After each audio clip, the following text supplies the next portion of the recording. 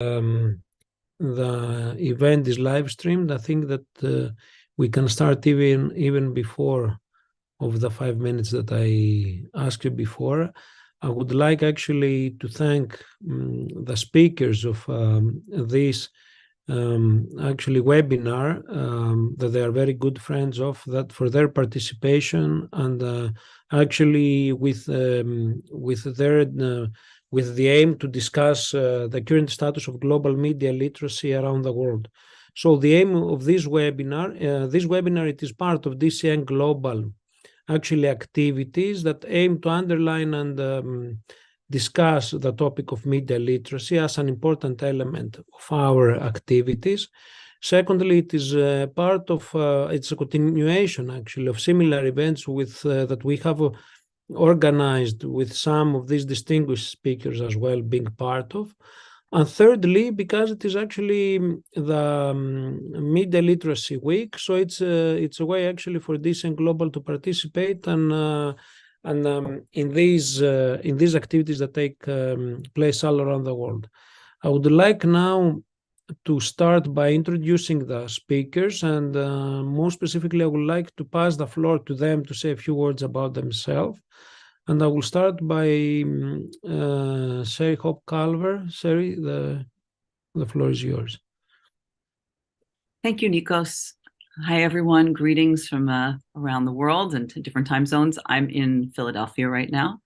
I'm at Temple University. I'm an associate professor at Temple University and direct the Center for Media and Information Literacy here. I do research that's focused on children in media and the effect of effective media on children, and particularly the influence of media literacy and children, and host the podcast Kids Talk Media. Thank you, Alexander. To stay at the same continent in. Yes, I consider the same continent. I hope Sherri too. I'm very glad to be with you, Nikos, Sherri, Thailand, Mariana, and Wally. Thanks. I'm Alexandra Levochi Sayad. I'm based in São Paulo, Brazil. I'm a practitioner and researcher on media and information literacy. For 20 years, I hold a master on AI and ethical impacts, just released a book about it and the AI curriculum. The former, with Sherri and Wallace, we are part of the former International Steering Committee of UNESCO Media and Information Literacy Alliance. And I host a TV show here called Idade Media that I bridge academia and practice and school-based. And all my research and practice in Brazil are based in Zeitgeist, which is the organization that I run. And on the international level, I work with DCN, with the International Council for Media Literacy, and with UNESCO as an advisor now, not more in the International Steering Committee. And so for 10 years, I'm working on the international level too, not only in Brazil. It's a pleasure to be with all of you. Thank you, Alexander. Now we'll pass the floor to Talant. Talant. Thank you, Nikos. Greetings, everyone. I am actually connecting from a different part of the world, on the opposing side of the globe, I guess, from Central Asia. My name is Talant. I am based in Bishkek, Kyrgyzstan. And I am a chair and co-founder of an organization called Internet Society Kyrgyz Chapter. And we do a lot of work on digitalization, especially in rural communities of Central Asia. And I hope to share more details during the presentation later. Thank you, Nikos. Thank you, Talant. And now Wallace. Good evening from Nairobi, Kenya. You can see me now, I don't know, about an hour later because the sun is setting from East Africa where I am. My name is Wallace Gichunge, founder and executive director, Center for Media and Information Literacy in Kenya. Here we do media information literacy. I've been in the space for the last 10 years. And we do media literacy through partnerships, advocacy, research, and training or capacity building. In the last 10 years, we've been able to build movement both locally in the region, in Africa, and also globally through these partnerships. And I'm happy to be here to speak about media and information literacy in this part of the world. So thank you so much. Thank you, Wallace. And now, actually, we will start by with the first question. The aim of this workshop, of this webinar, actually, as I mentioned before, is actually to map current practice of media literacy challenges in a regional, national level, but most importantly, global level. So I will start by Wallace by asking him, what is the current status of media literacy in Africa? And Wallace, can you name a couple of flagships initiatives in relation with media literacy that takes place in the continent? Thank you. Thank you, Nikos, for the question. I would say media information literacy has gained traction in Africa in the last 10 years. As it is, Africa is usually the last to adapt because of the history of our relations with the other parts of the world. So when we started media information literacy 10 years ago, we were kind of lone rangers here and there, but in the last 10 years, we have really gained traction, and I'm going to showcase how. First and foremost, Alexander mentioned that we were members of the Global Alliance for Media and Information Literacy, which later became, it changed somewhere along the way.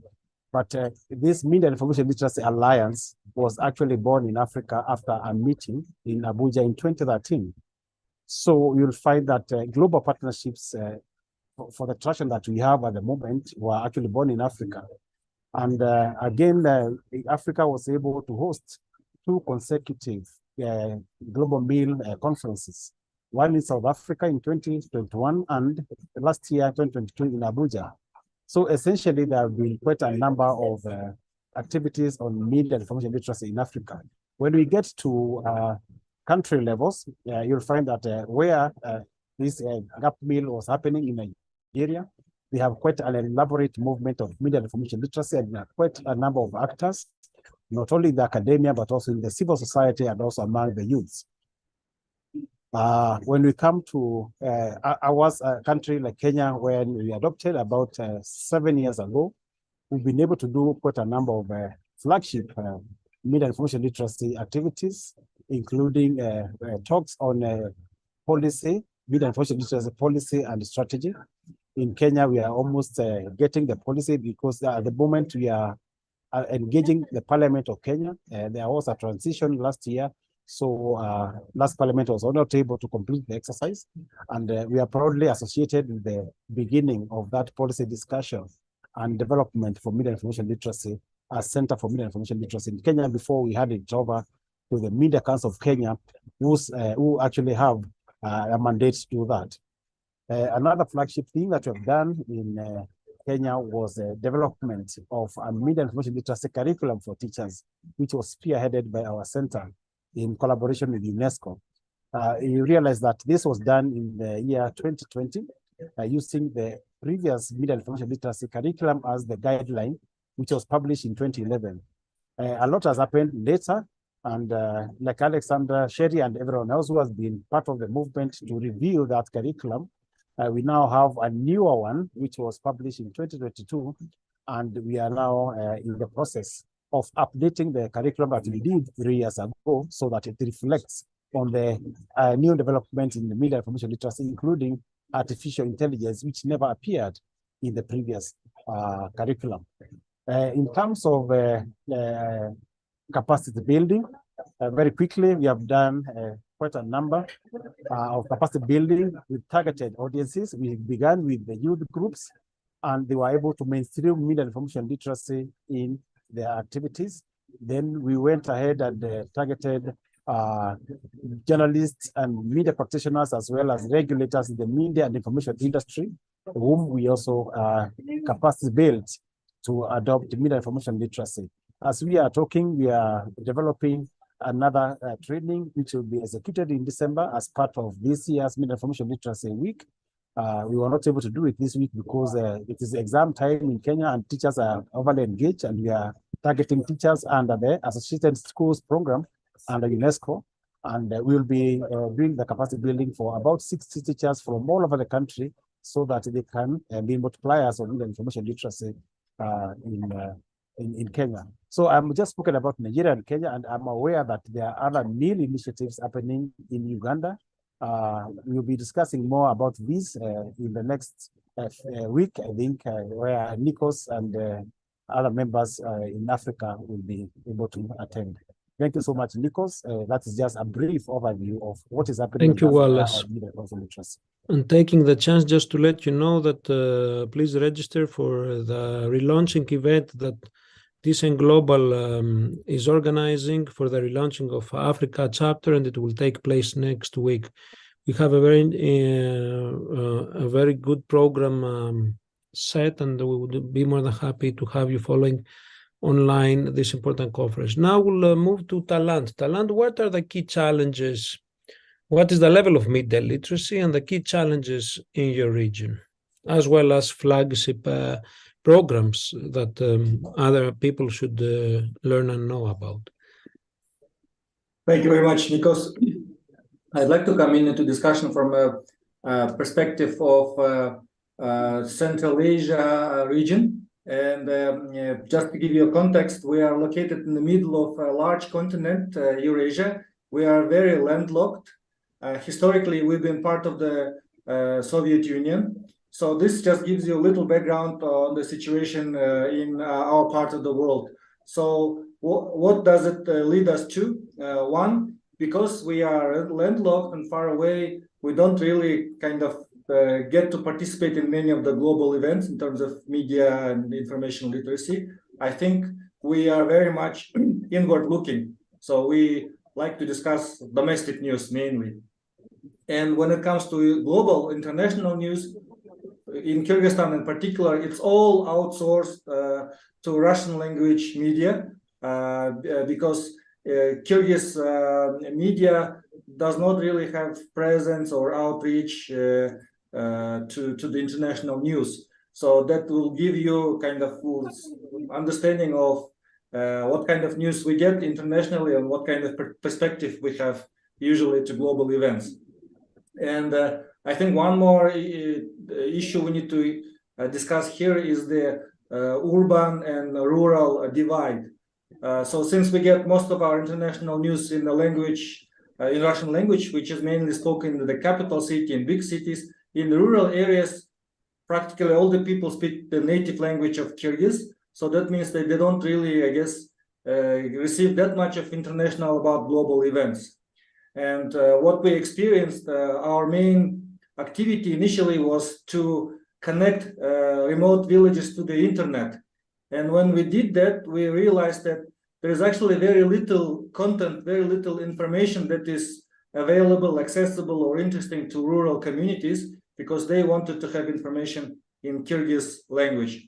And that's why we started to focus on this aspect and started developing content in Kyrgyz language, mainly educational. And we launched a project funded by European Union called Digital Citizen or Sanarip Insan, and I'm wearing our hoodie, Sanarip Insan. The main goal of which is to provide digital skills to rural communities in local language. The main logic here was that we felt responsible that once you provide internet access to people who join internet for the first time, I have this term that they are digitally innocent. So they think anything they see on the internet is trustful. They are very trusting and everything is good. So we thought that at the same time as we provide internet connectivity, we need to accompany it with digital literacy trainings so that people realize that whatever is in the real world, the good and the bad, will be in digital world as well and maybe magnified significantly. And that's why through this project, Digital Citizen, we've been doing a lot of trainings and capacity buildings for rural communities, especially youth, especially young girls and women, the most vulnerable groups of society, so that they would be well armed and well protected when they're going online.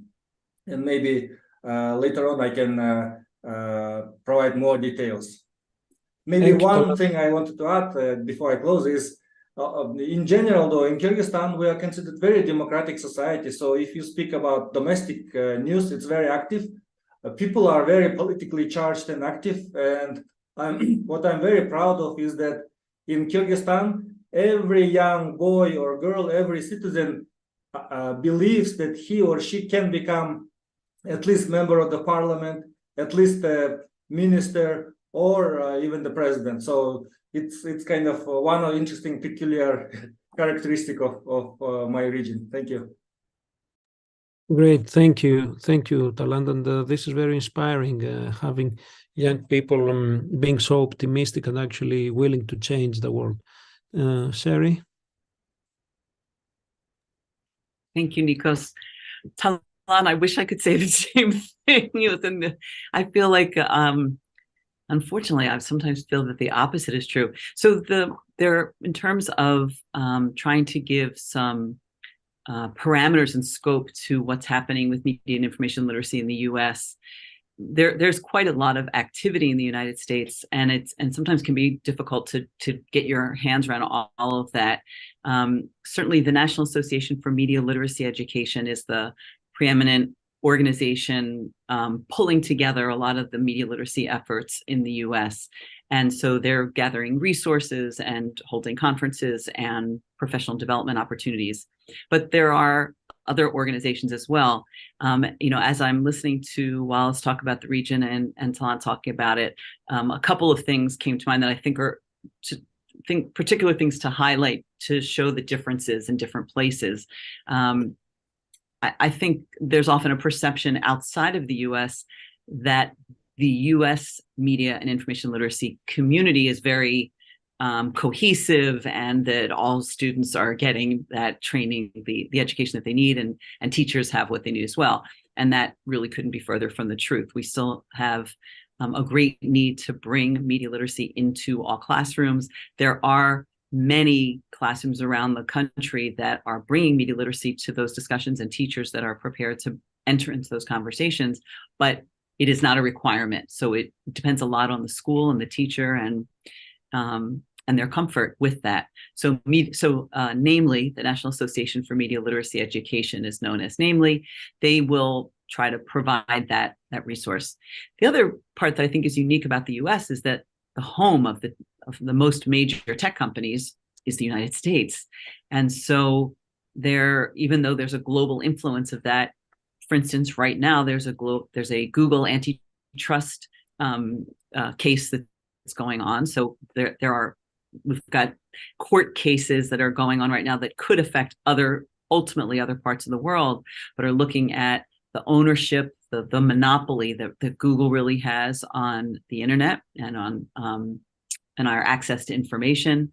There's quite a lot of conversation going on about the access of young people to social media and how to rein that in. And so you have individual states that are creating rules around that, Utah and Arizona, that are making really conservative restrictions on young people's access to the social media space, and then places like California that are trying to emulate the age-appropriate design code that's been developed in Europe. So there are lots of amazing efforts that are going on. I think that the overarching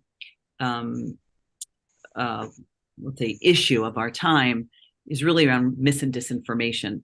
And for my research, I really focus on children, and I look at how children are influenced by this, and how we need to be mindful about helping children at the youngest possible age to build media literacy skills. And so this past year, I've been on a Fulbright this past year doing research, global research, and focusing on Australia, Brazil, the UK, and the United States, and really looking at what is the content that kids have access to, where is the quality content, how do we judge that content, where are media literacy messages, and how do we ultimately, I'm interested in integrating those media literacy messages into the content that kids are consuming, so that they're learning that at an early age, so that we're building those skills and hopefully making a better environment for us online overall.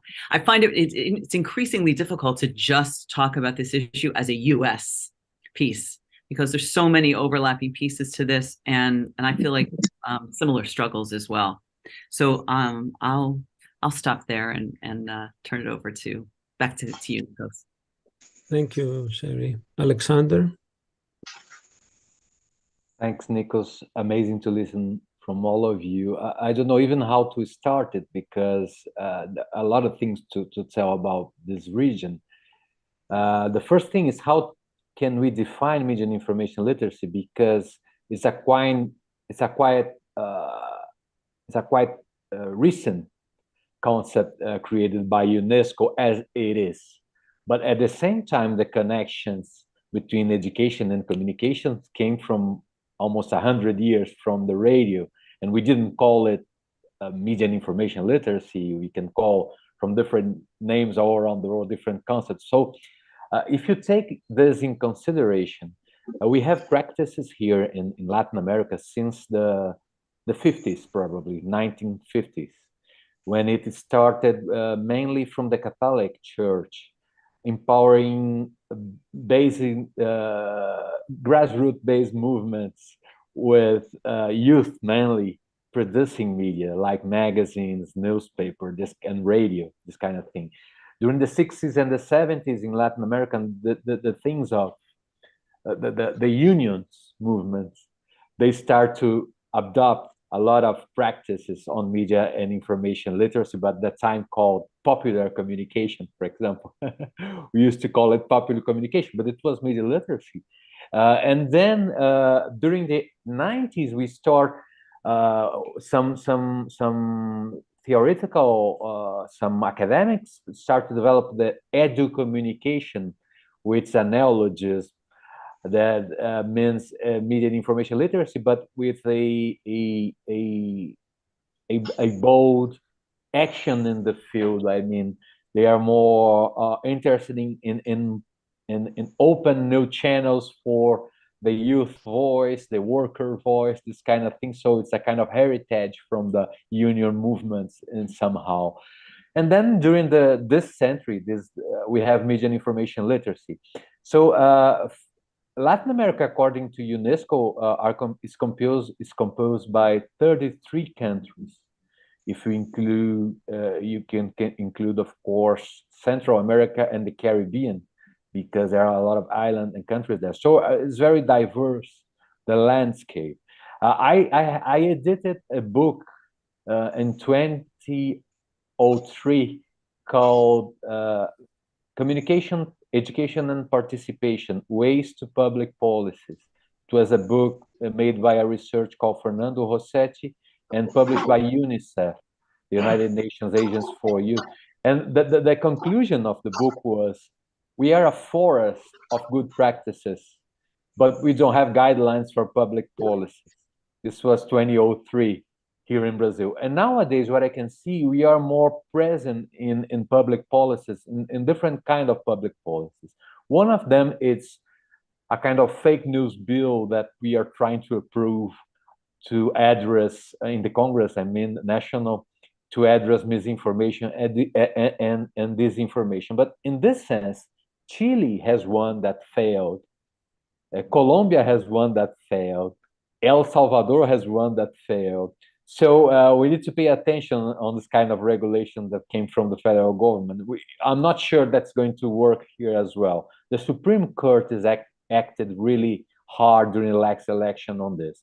On the other hand, we have the Ministry of Education working with the Ministry of Communication and a lot of organizations that include Zeitgeist, that include Palavra Aberta and Educamedia, that include other organizations here in Brazil, to promote media literacy as a curricular element for basic education. So we have opportunity in some laws to include it, and we have now from January, from this new government on, a Department of Media and Information Literacy within the Ministry of Communication, which shows that something happened.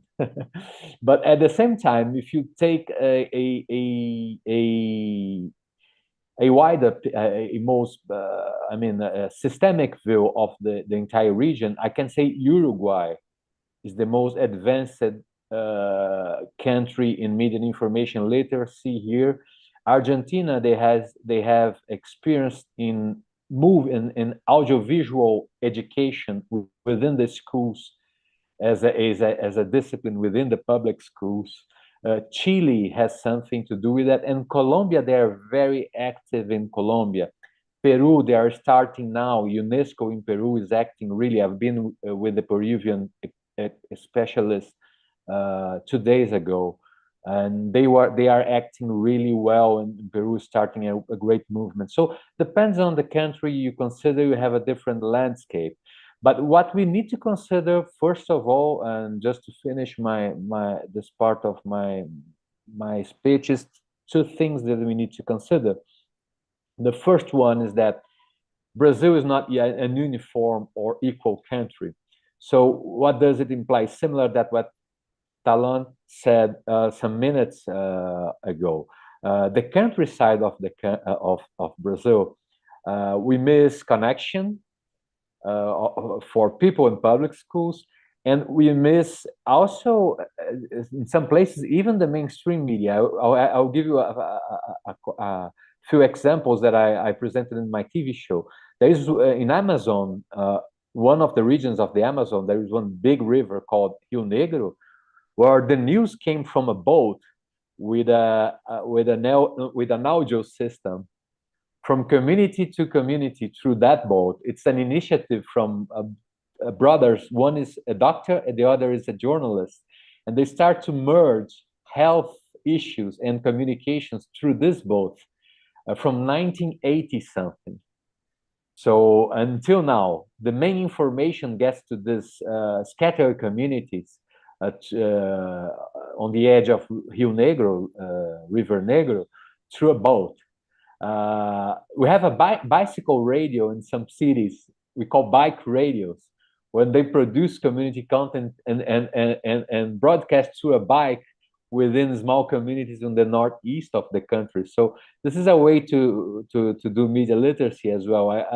I would say that according to a latest research of an organization of broadcast here in Brazil called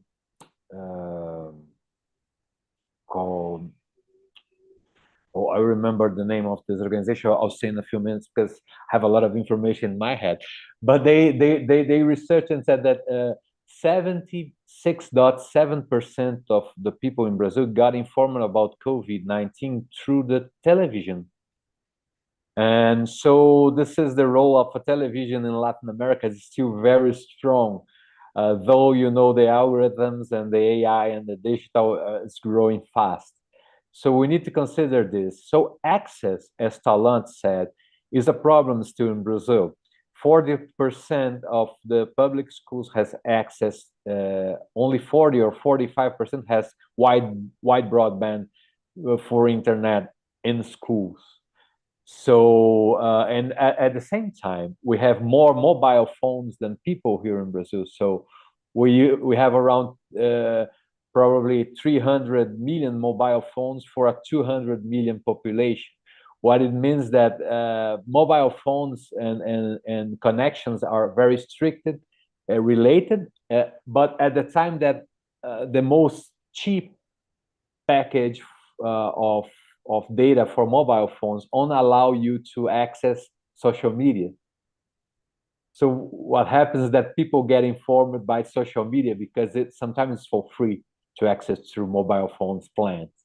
So it's very complex. I brought some topics for everyone. It's a complex thing. At the same time, we need to consider media and information literacy as a concept umbrella. What I mean, we can touch disinformation issues. We can touch, as Sherri said, the consumption of kids on screen and digital products. We need to address the digital gap. We need to address lifelong learning, a lot of things through this huge umbrella. So this talk is very, Nikos, you are doing a very good work because it's very informative all around the world here. Thank you very much. Thank you, Alexander, and thank you for your kind words. But this work, as you very well know, it is part of a teamwork that we are doing, especially through working very closely with all of you that are present in this webinar.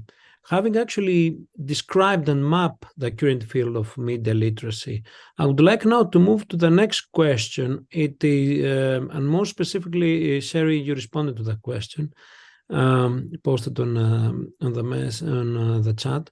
I would like actually to move to the next question. What are the challenges in a global scale? Because in the recent years, what we have seen is actually media literacy to become actually at the center of the attention, a major topic regarding us a mean to mostly to tackle disinformation. But I think that it goes beyond just approaching and addressing media literacy as a technical tool just for a specific topic. I would like actually to hear from you what are the global challenges, but most importantly, how can we connect actually these regional, national, etc., or continent initiatives in order actually to build up an ecosystem that it will address a key challenge that you all underlined, which is actually how to deal with this flux of information.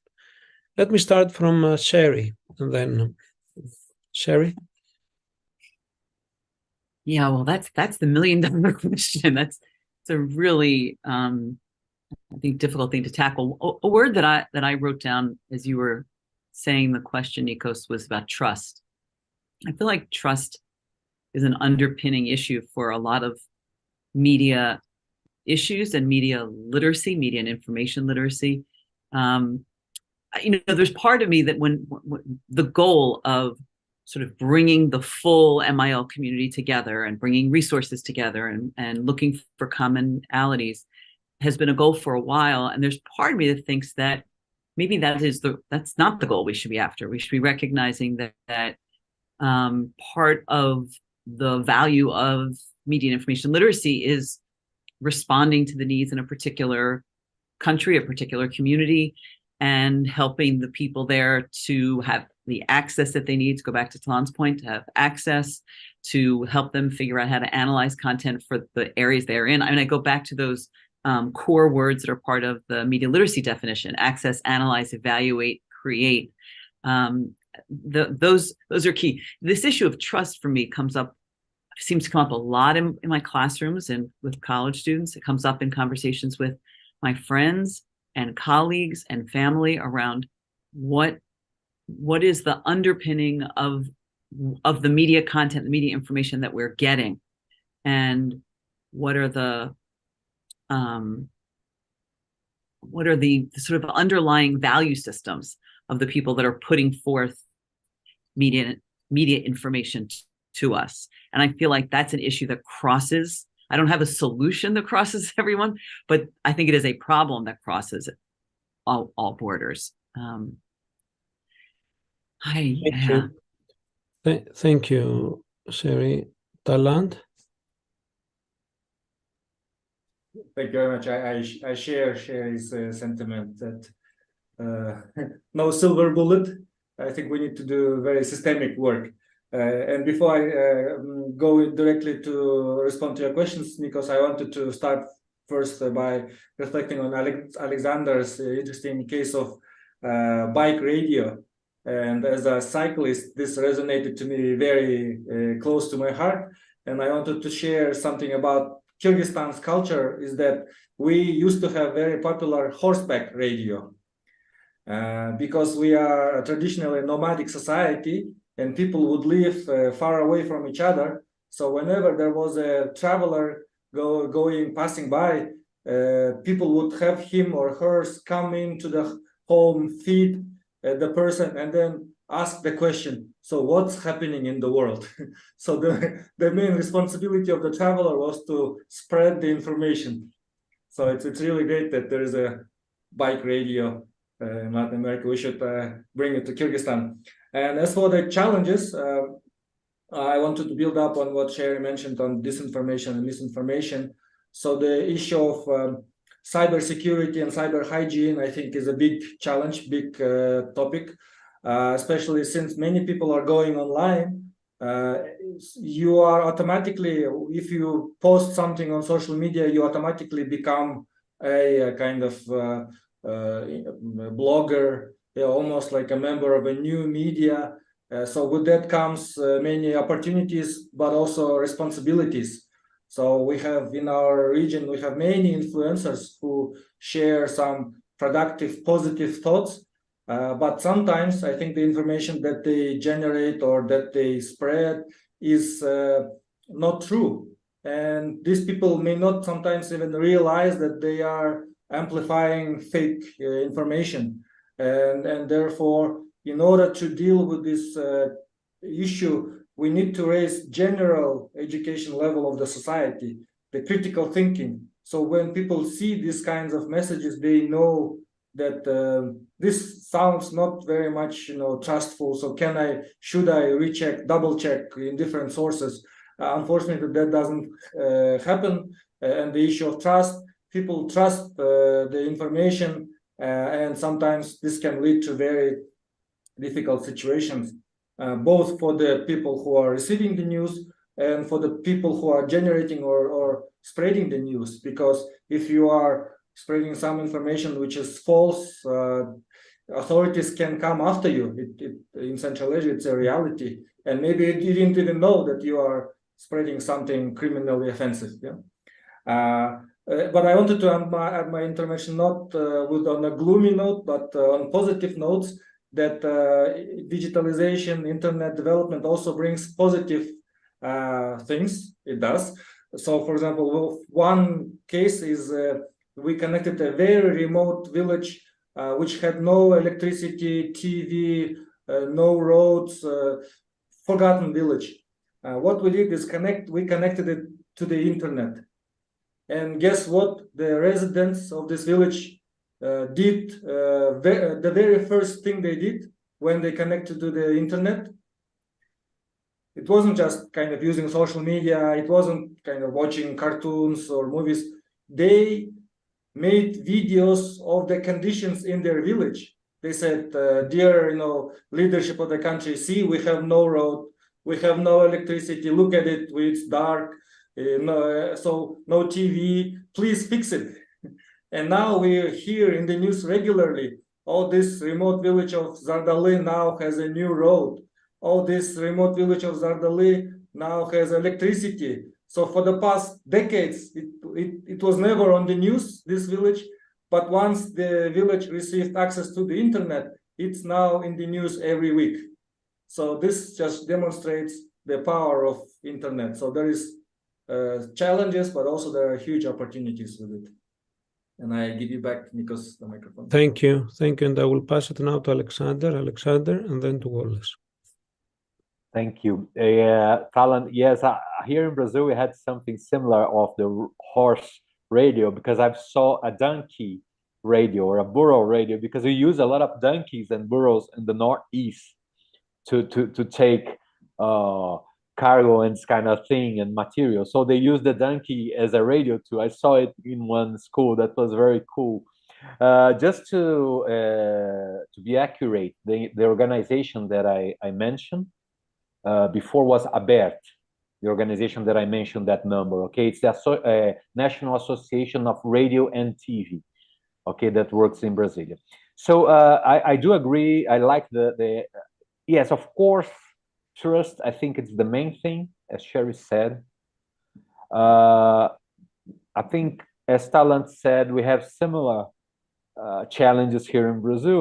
Despite of the size of the country, we have similar challenges here with some countries of Central Asia, like Kyrgyzstan and other countries.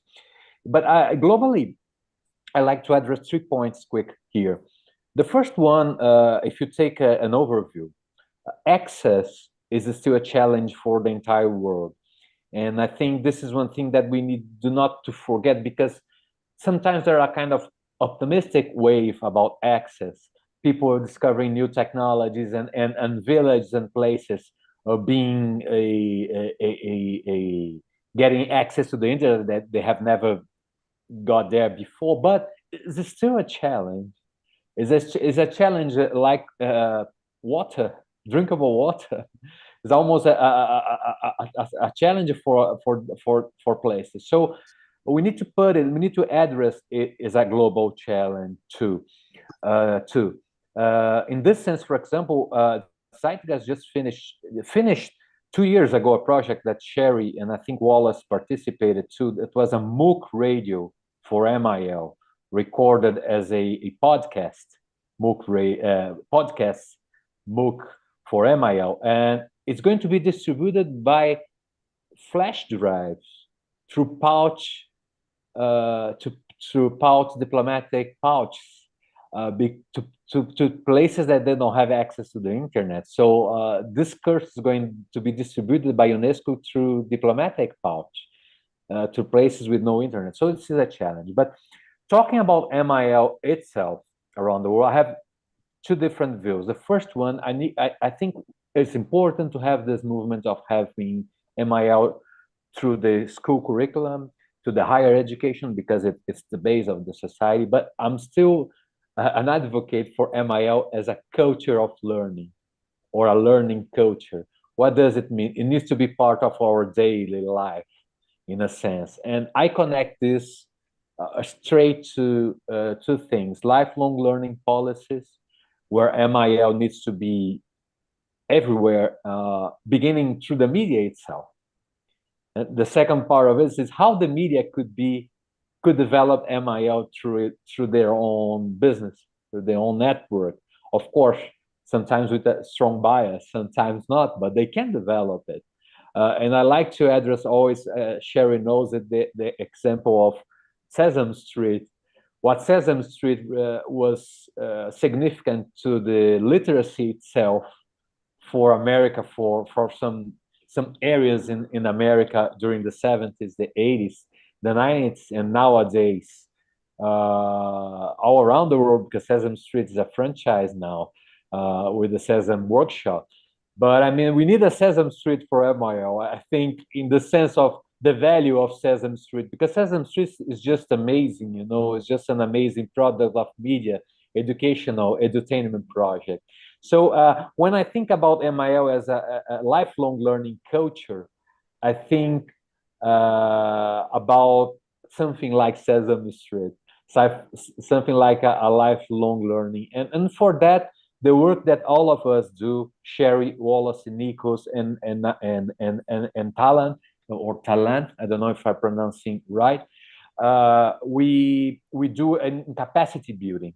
It starts with capacity building, and that's what we do, all of us, and that's what's the first step for all of this that I'm addressing here. So when we, in Sweden, 5 years ago, I was with Wallace and Sherri, and we were like getting the position almost on the steering committee of UNESCO at the UNESCO Global Meal Week. And I said one thing that only the youth understood what I said. I said that MIL should be the Coca-Cola of our times. And I don't. Then I got some criticism, because Coca-Cola is not a very good thing for the health, but Coca-Cola is very popular. It's very popular. It's very popular. It was in this sense. It's very popular. We need to become MIL a pop culture concept. It needs to be drunk by everyone. You could have said just cola in order not to be accused of advertisement, guys. Or maybe orange juice. That will be more healthier. But thank you very much. Those are my points. Thank you, Wallace. Thank you so much. I want to agree with my colleagues who have been in the global stage in as far as media and information literacy is concerned. My mantra as far as meal is concerned globally is that, sorry, someone is moving. 1 sec.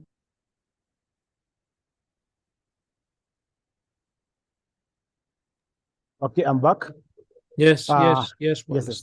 I was saying that media and information literacy is a global concept with local context. Global concept, local context. And that is where, actually, just like climate change, We know that climate change is a global crisis, but it is localized in the way it manifests. And that's why I'm always an advocate of how do we contextualize meal, for example, in Africa. And this one we'll be discussing more in the next event. But for now, I'm looking at, I think the sheer scope of media information literacy is a challenge on its own.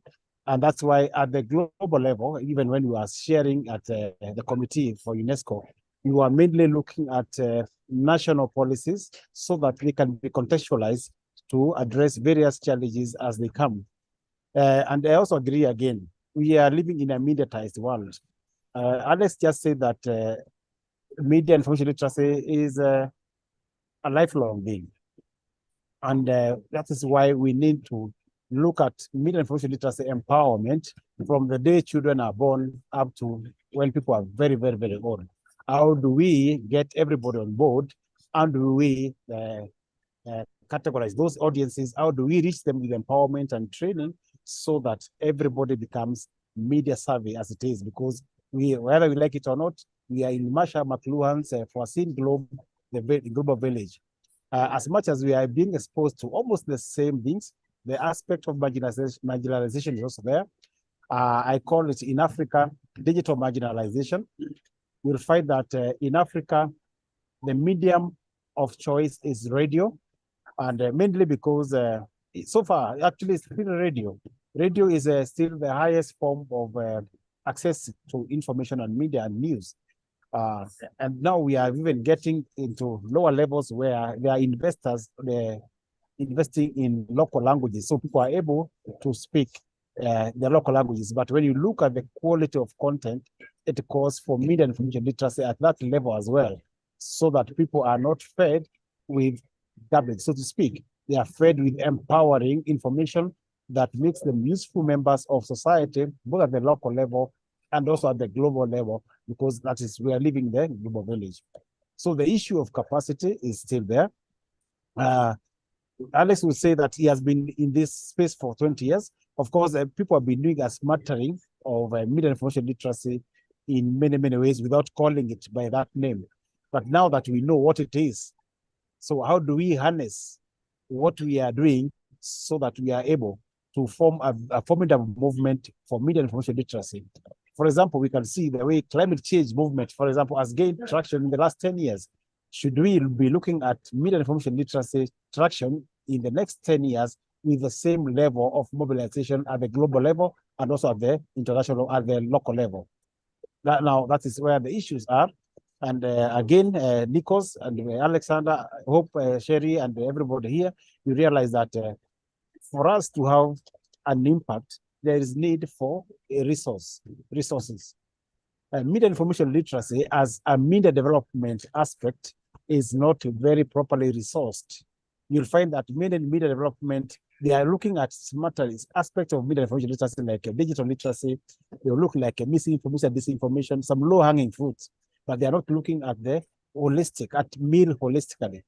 And that is one of the things that came out when during the meal week in Nigeria, that media information literacy needs to get the attention of big fathers, philanthropists, and this charity, so that we can have impactful implementation of projects.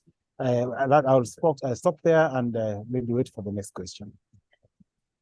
Thank you, Wallace. Now we'll pass actually to the last question to each of you by highlighting what are, like, in polarized environments as we are witnessing now, to what extent and how can media literacy contribute in addressing this kind of polarization? Wallace, I will start, or let me start from Talant, actually. Talant. Oh, that's okay. Well, I think in our case, one thing that we need to do in Kyrgyzstan is to understand many languages so that we can have access to different news sources about what's happening in the world. And that would allow us to have a kind of stereo view of the world events. Otherwise, we at the moment have just one-sided kind of understanding.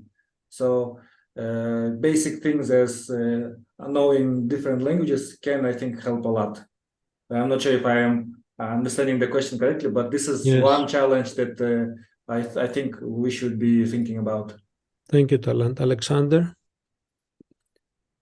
There is an academic research group of UNESCO that Sherri is part of. It's called MILID. And MILID has one term that I like very much to address this, which is intercultural dialogue. I think intercultural dialogue is that what we need to bridge polarization, because it's a matter of empathy, it's a matter of knowing and valuing other culture, and not putting underneath your culture or make it less important than your culture. Just understand that is another culture, and people need to live different lives in a 7 billion people that lives on Earth.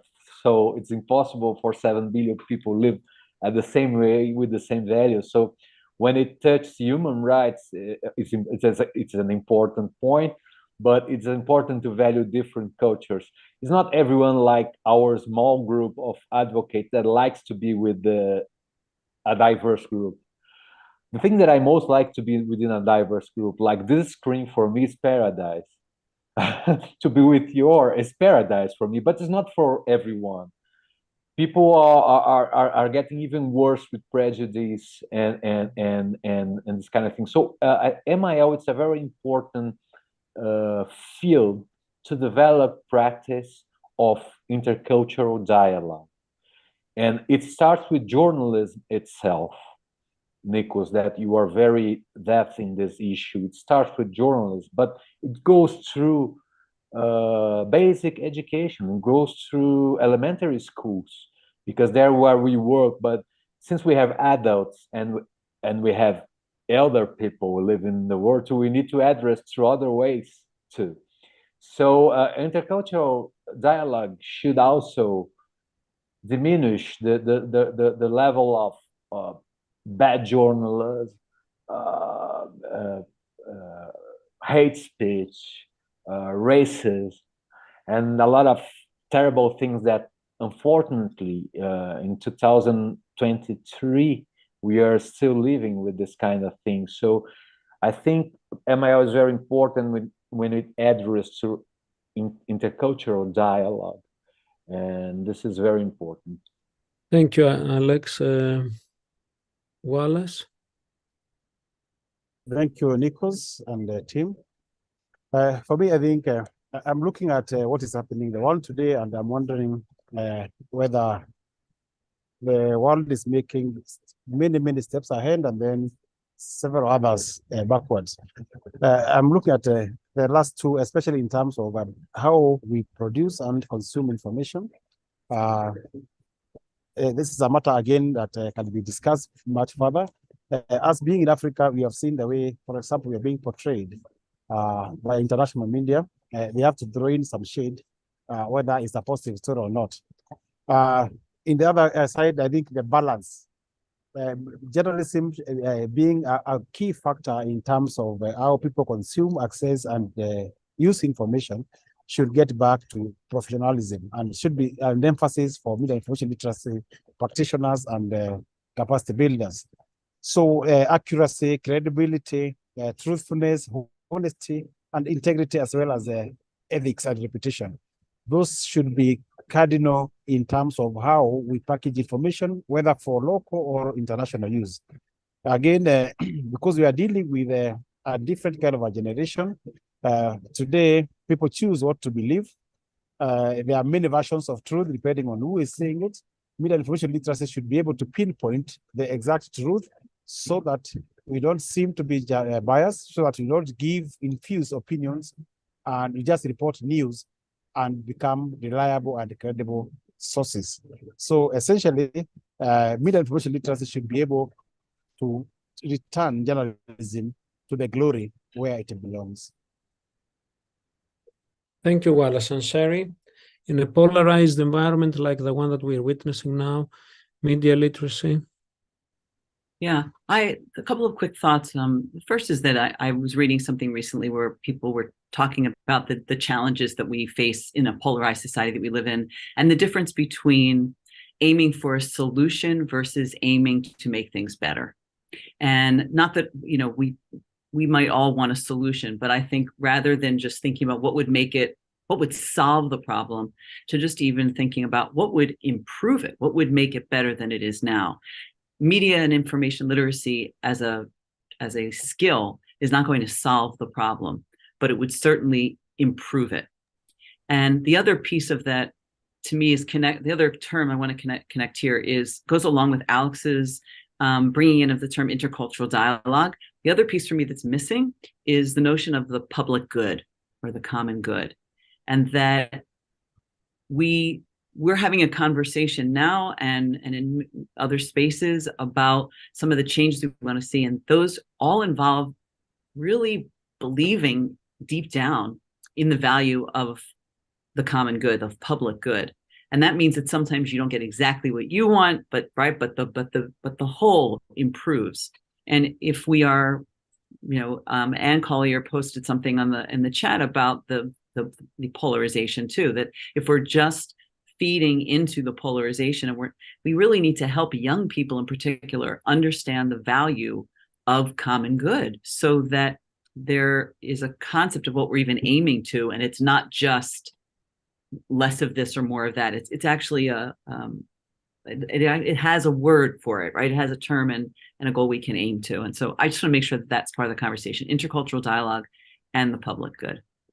I think this is actually an important element that we should keep about media literacy, and especially from this webinar. This intercultural actually dialogue and approaches has been highlighted in this webinar. I would like to thank Alexander, Talant, Sherri, Wallace, and all of you that stayed with us together for this hour. Just would like to remind you that Digital Communication Network Global, it's a global organization that has chapters in Europe, in Americas, in Asia, and we're relaunching the one in Africa.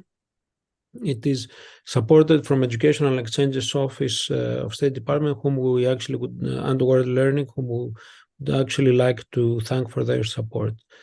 We will continue hosting this kind of discussions, and we are more than happy to follow us in order to be informed of interesting discussions like this one. Thank you very much for your participation and actually being such an active audience.